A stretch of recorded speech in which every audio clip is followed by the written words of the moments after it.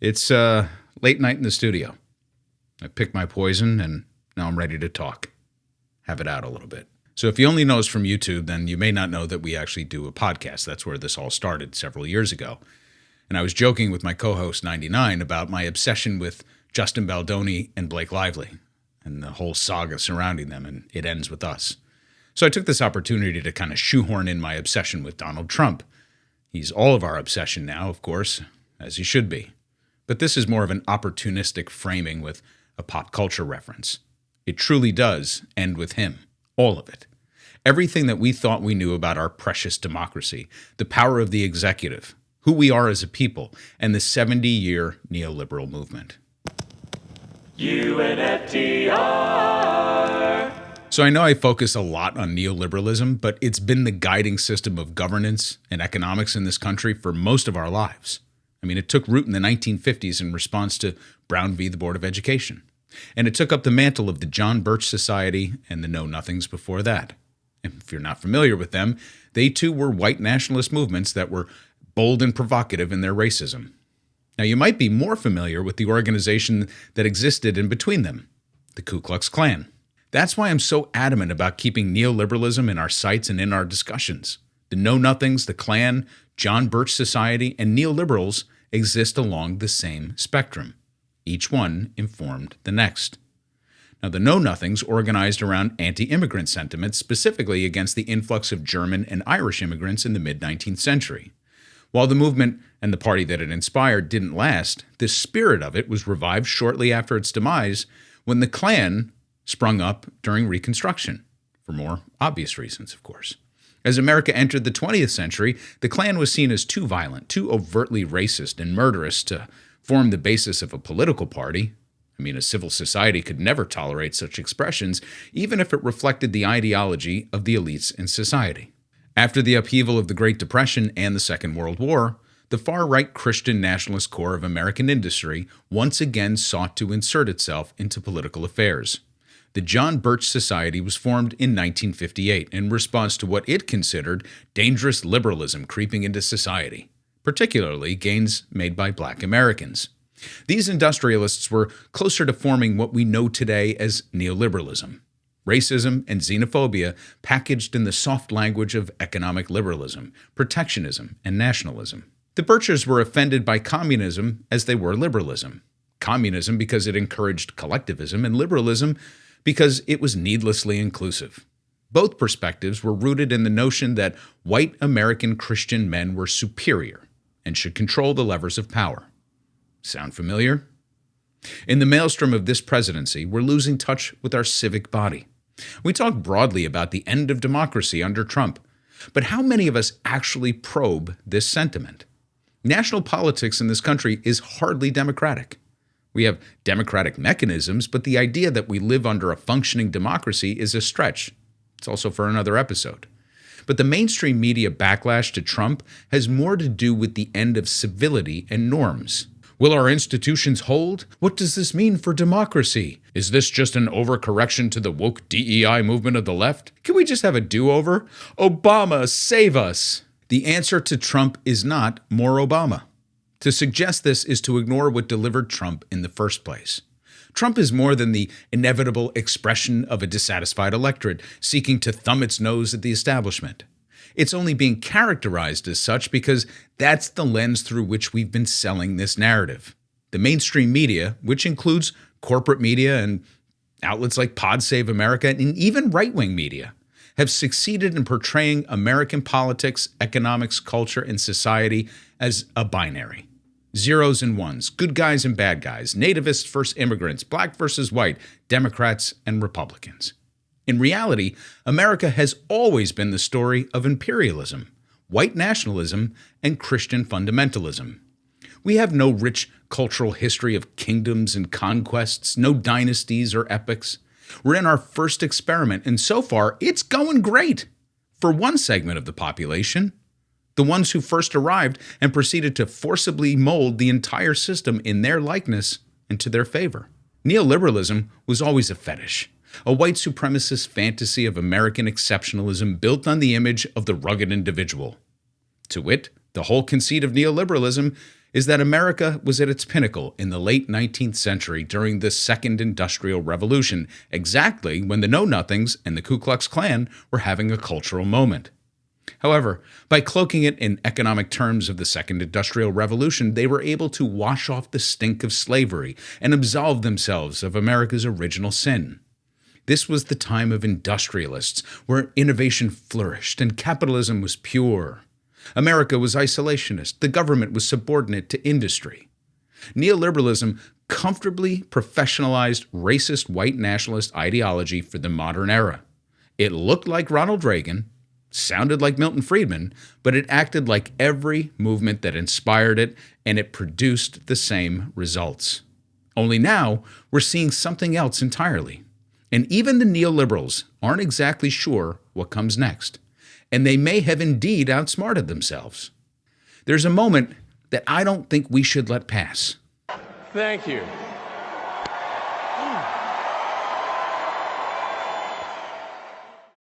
It was a Nazi salute.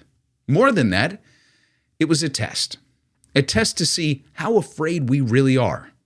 It wasn't designed to see who would support it, because that's pretty obvious. People are actually stupid enough to put their beliefs out there on social media. No, it was a test to see who on the right would excuse it, to explain it away, and a test to see whether the so-called left or the liberal establishment has enough control of the narrative to do what we've done to literally anyone else who gives an obvious and very aggressive expression of white supremacy. I mean, remember, he did it twice in exactly the same motion and emphasis as the Nazis did, on the heels of defending the German AfD party in writing, the heirs of the actual Nazi ideology in Germany, after promoting white nationalist and anti-Semitic posts on his own platform time and time again. It was a test, and we failed. If ever there was a tipping point, that was it.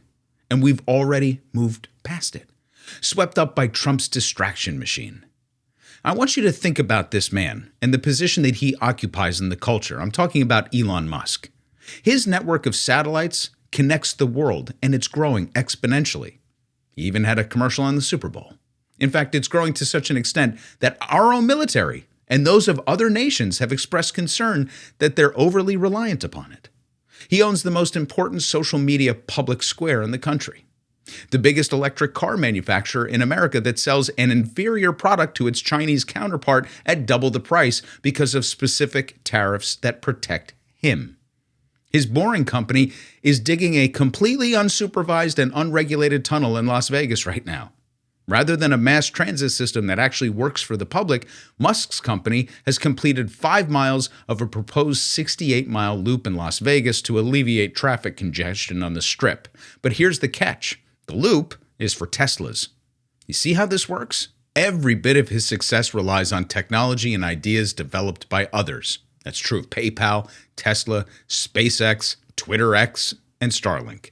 His genius is leverage and a willingness to play outside of the rules. I mean, when PayPal formed, it was Peter Thiel who shepherded the deal to sell it to eBay, the foundation of Musk's wealth. And the only way that happened was by ousting Musk from the company, because he built his technology without protections against fraudulent transactions, which meant that much of his payment system was used for laundering money. But every billionaire, of course, has this kind of skeleton in the closet. So in this regard, he's still not special. What makes him special is that he's an even better salesman than Donald Trump. Trump, the businessman with one of the worst track records in American history, succeeded because he lied his way through it and became so indebted to American banks they had no choice but to keep lending him money. Trump was too big to fail before it was cool. But Musk, he's another level. In gaining access to government systems and sidestepping Congress every step of the way, Musk is once again testing the American system to find its weaknesses. He doesn't expect to win every battle, but his strategy was revealed quite publicly when he recently called for the judge who blocked his Doge initiatives to be impeached. Now, will it happen? Who knows at this point? It's also besides the point. As he's done in Las Vegas, he's going to move forward until some force bigger than him stands in his way. And it sure doesn't seem like Congress is up to the task. And given his control over our space program, the automobile industry, and the satellites we rely on, I'm going to suggest that he has the upper hand here. That's what happens when you dismantle the regulatory system.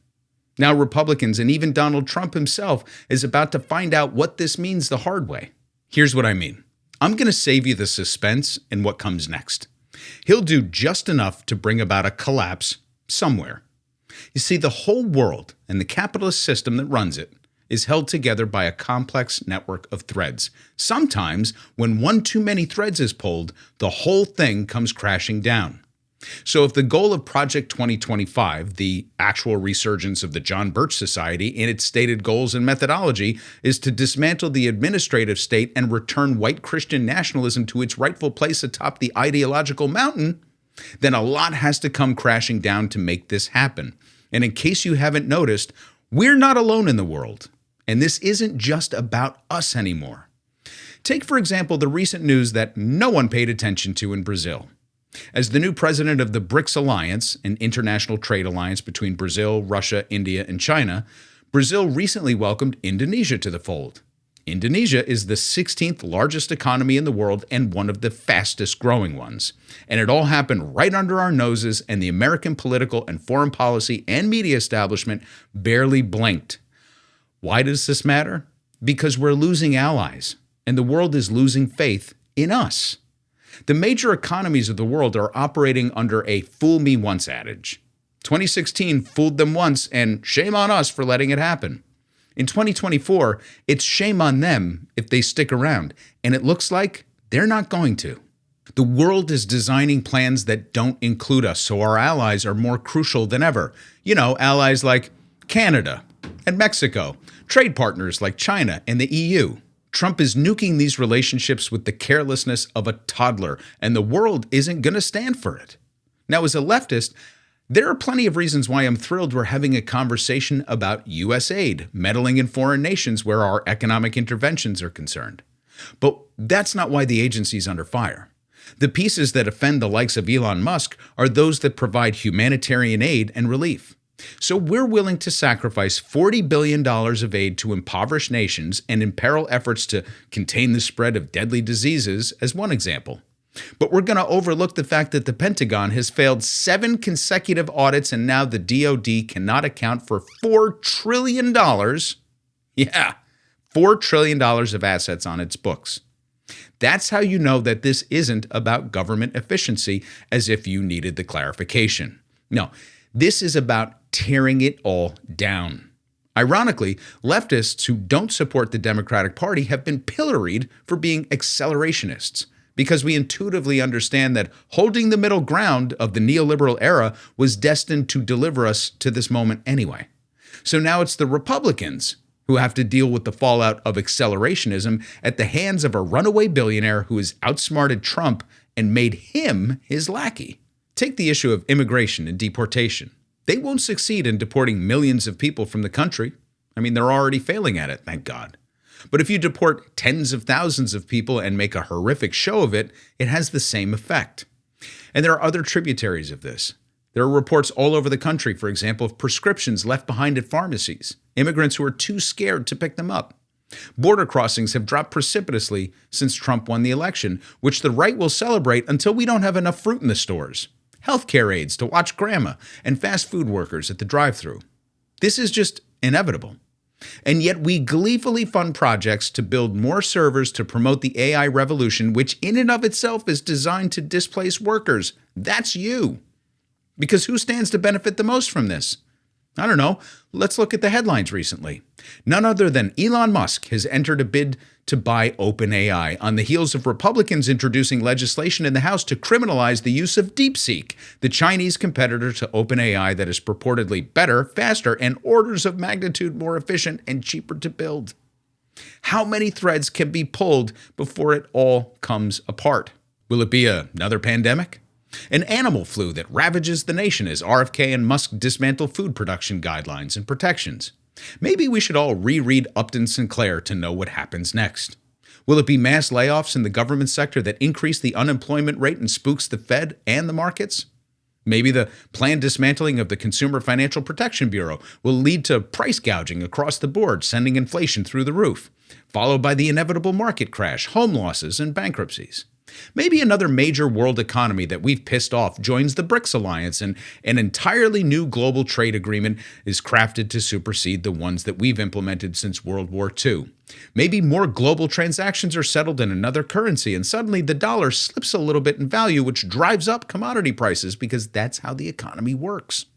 Maybe a famine breaks out in the global south that causes an uprising in a country that we rely on for key minerals. Maybe the end of federal standards, guidelines, and funding from the Department of Education leads to a food insecurity crisis in the poorest districts in red states that can't absorb a shift in education funding from the federal government to the states. Maybe plane crashes become so routine that travel and tourism collapses out of fear. What's going to take the place of all of this? Bible study? The invisible hand of the free market? I've told the story before of how Murray Rothbard, one of the founding neoliberal intellectuals, encouraged Charles Koch to brush up on Vladimir Lenin's work to learn how to build a proper revolution. And I promise you, the folks like Russell Vogt and the others behind Project 2025 did it as well. Remember, Lenin's revolutionary work started in the late 1800s, and it wasn't until the dual revolutions of 1917 that he was successful in bringing about the Bolshevik Revolution.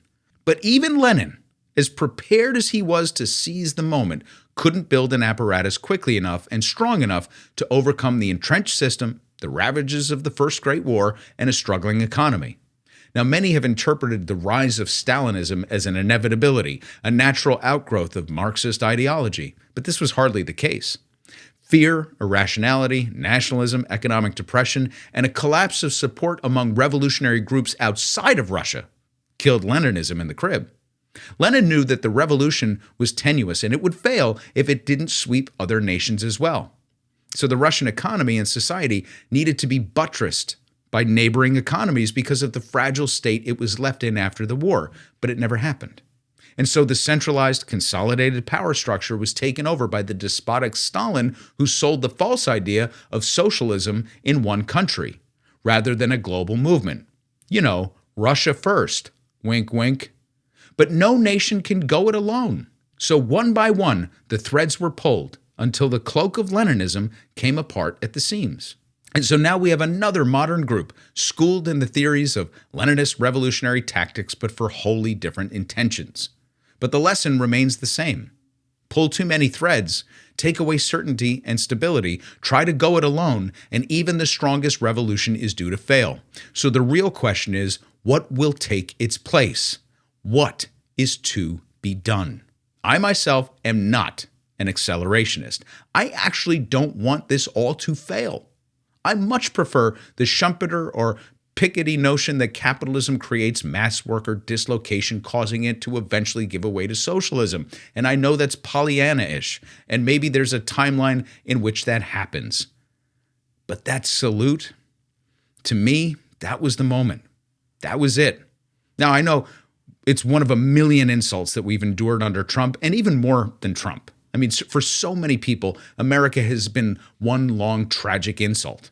This moment isn't special for so many groups and identities in America. But for the first time, I feel like even those who dragged us into this moment, like the Project 2025 people, are totally unaware of the significance of it. This is all so tiring. I mean, I've burned the candle at both ends before, but never like this. Because Elon Musk is Frankenstein's monster. Even they don't know how to control him, nor do they understand the power and importance of the imagery behind the moment that they normalized. There's no turning back from a full-fledged Nazi salute at the inauguration of a U.S. president.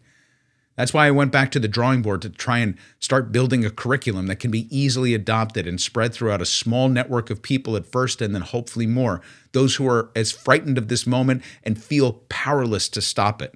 So as I work through it and try to quickly but thoughtfully disseminate to as many people as possible, I wanted to pause and explain why I'm doing it with such urgency. Musk follows the Silicon Valley ethos, move fast and break things. Only in this case, it's what's left of our democracy. And here's what I want you to consider if you're having any doubts or any trouble convincing others that everything has changed.